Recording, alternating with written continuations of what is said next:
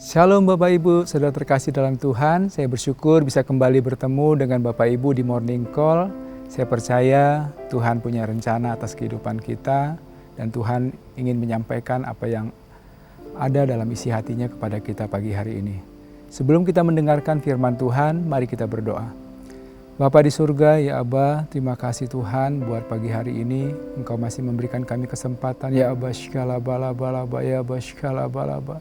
Untuk kami boleh datang ke hadirat-Mu, kami boleh memuji menyembah Engkau, kami boleh menikmati hadirat Tuhan, kami boleh merasakan kasih Tuhan di dalam setiap kehidupan kami. Itu semua karena anugerah, ya Aba, shkalabalaba, ya Aba, shkalaba, Jesus. Tuhan Yesus, urapi setiap hati dan pikiran kami ya Bapa. Biarlah sungguh kebenaran firman-Mu itu Tuhan yang memerdekakan kami di dalam menjalani kehidupan kami di sepanjang hidup kami Tuhan. Terima kasih Bapa, berbicaralah Engkau Tuhan kepada setiap hati dan pikiran kami. Di dalam nama Tuhan Yesus kami berdoa dan mengucap syukur. Haleluya. Amin. Shalom Bapak Ibu, ya kita bersyukur kita akan mendengarkan kebenaran firman Tuhan. Ya, firman Tuhan ini saya beri judul hati yang bersih. Ya memang Bapak Ibu di dalam kehidupan kita sehari-hari kita harus melihat bagaimana kita hidup ya. Bagaimana hati kita di dalam menjalani kehidupan sehari-hari. Karena enggak gampang Bapak Ibu, tidak terasa waktu begitu cepat berlalu ya. Sudah tidak terasa, sudah bulan 8 dan juga di hari kemerdekaan ini kita percaya kasih Tuhan tidak pernah berhenti dalam setiap kehidupan kita. Dan hari ini kita mau belajar kebenaran firman Tuhan. Bagaimana di dalam kehidupan kita itu kita perlu tetap menjaga hati kita tetap bersih dan berkenan di hadapan Tuhan. Nah firman Tuhan saya ambil di dalam Yohanes 7 ayat 38.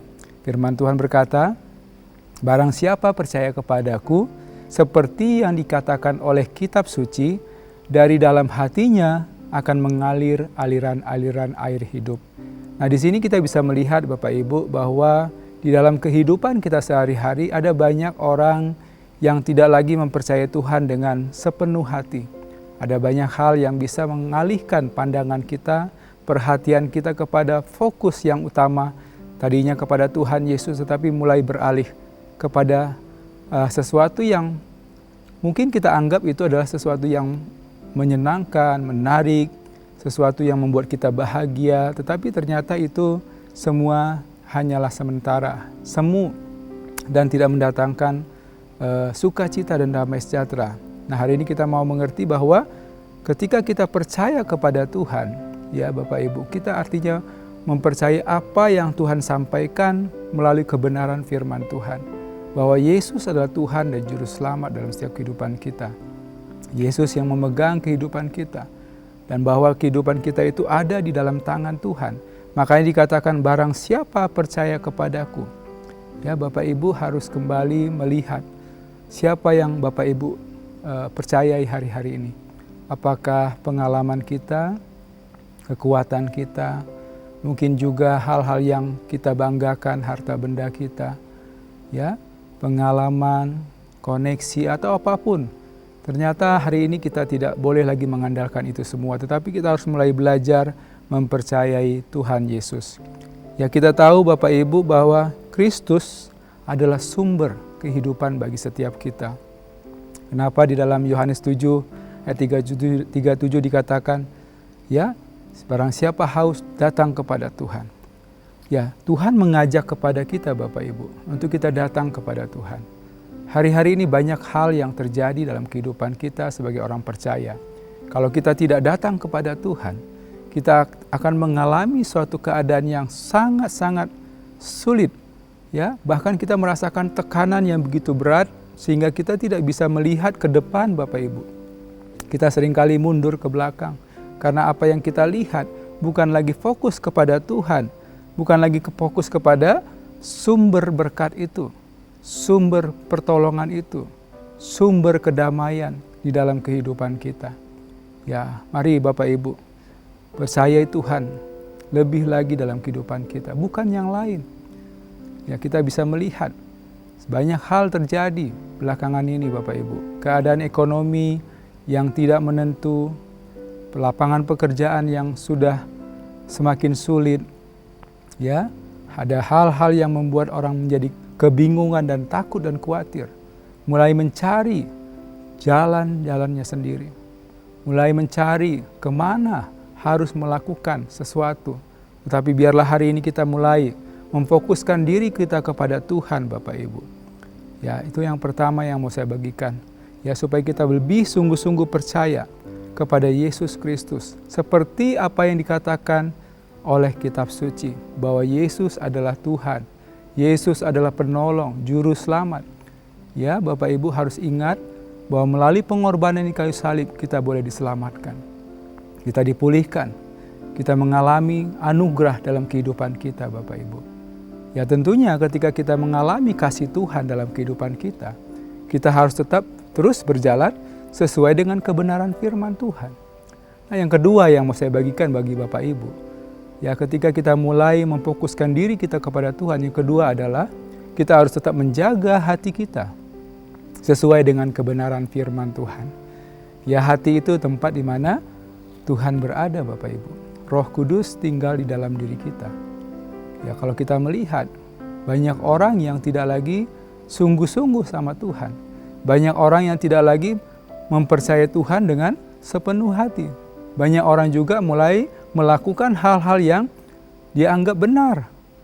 Firman Tuhan katakan dalam Amsal 4:3, jagalah hatimu dengan segala kewaspadaan karena dari situlah terpancar kehidupan. Kita perlu menjaga hati kita, ya, supaya kita tahu bagaimana kehidupan rohani kita.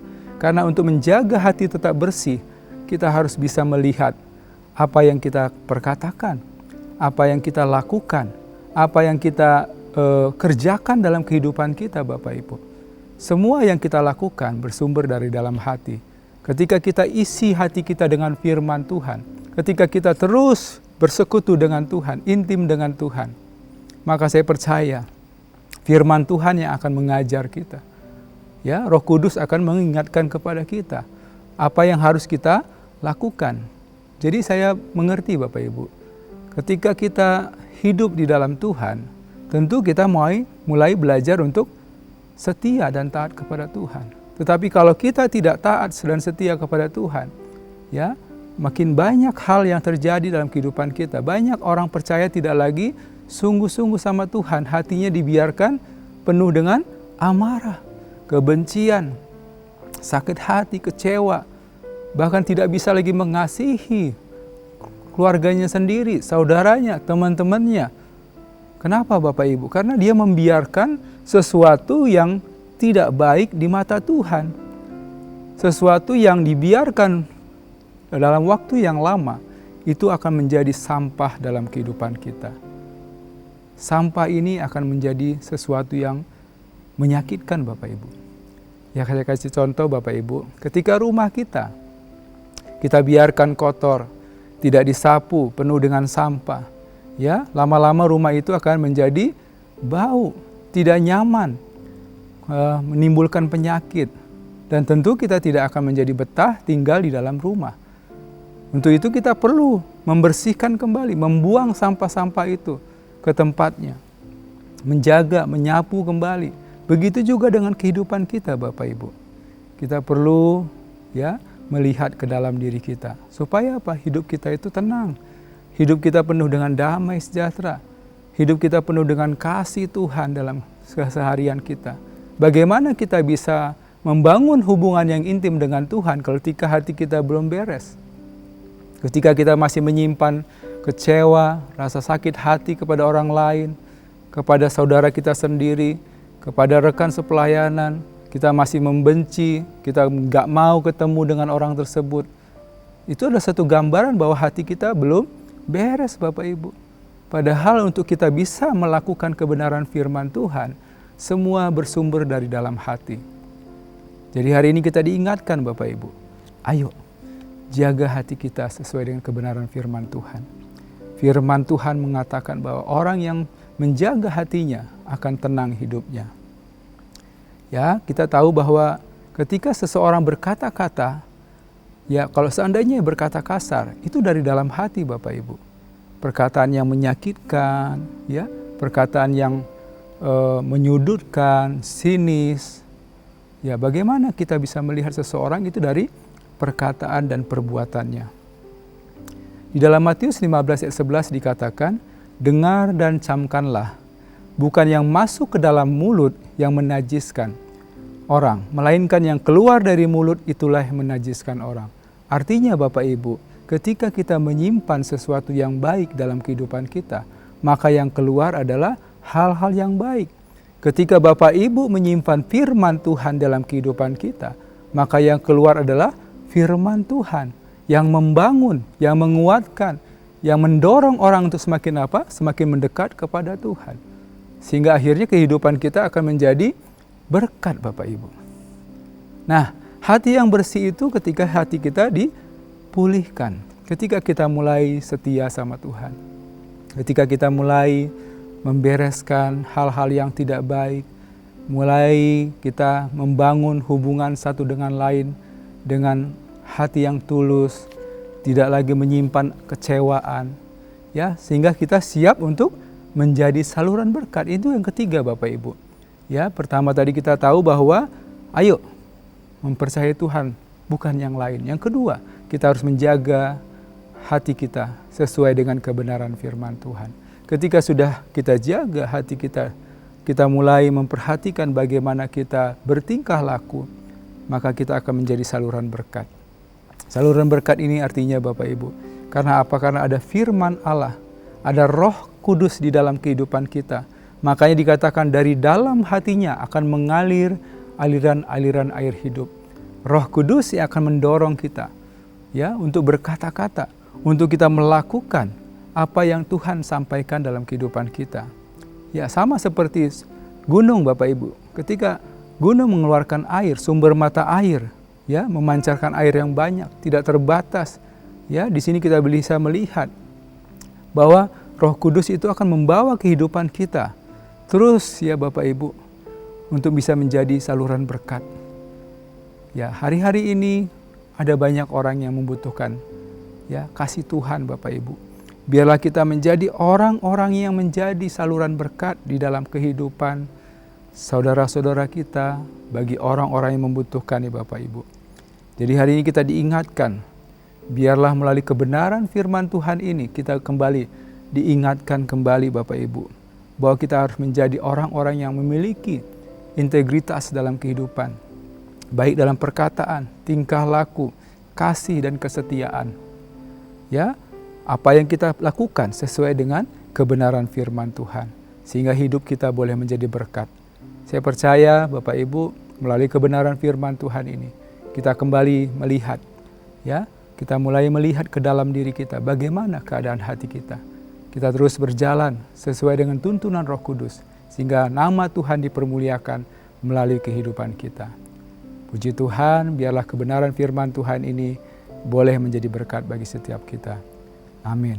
Sebelum kita mengakhiri ibadah morning call ini, saya rindu untuk kita berdoa bersama-sama. Mari kita satukan hati, kita berdoa kepada Tuhan. Bapa di surga, terima kasih. Tuhan, terima kasih.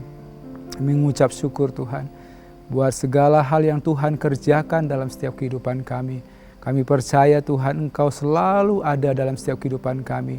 Engkau yang terus memberikan kami penyegaran melalui kebenaran firman-Mu. Engkau yang memberikan kami kekuatan untuk kami terus berjalan sesuai dengan kebenaran firman-Mu. Terima kasih Bapa.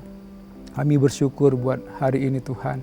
Kami percaya Tuhan akan terus membawa kami semakin naik, bukan menjadi turun.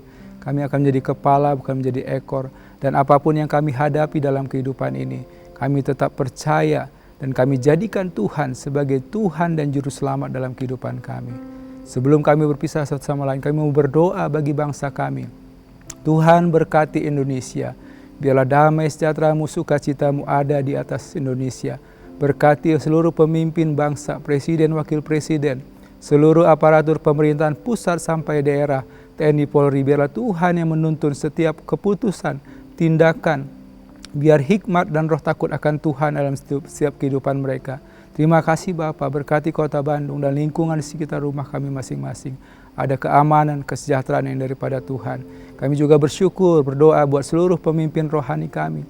Pak Niko sebagai gembala kami dan seluruh wakil-wakilnya, sampai penggembalaan Tuhan di setiap kul-kul yang ada. Tuhan berkati ya Bapa. Biarlah hikmat dan pewahyuan daripada Tuhan terus ada dalam setiap kehidupan seluruh hamba-hamba-Mu Tuhan. Terima kasih Bapa, terima kasih. Kami bersyukur buat pagi hari ini Tuhan. Terima kasih Bapa. Sebentar kami akan berpisah satu sama lain. Kami akan kembali melakukan segala aktivitas kami. Tapi kami percaya Tuhan akan melimpahkan berkat-Nya.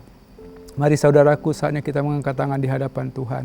Sekarang terimalah berkat dari Bapa di surga melalui cinta kasih anaknya Tuhan Yesus Kristus dan persekutuan yang manis dengan Roh Kudus menyertai kita mulai saat ini sampai Yesus datang yang kedua kali, bahkan sampai selama-lamanya.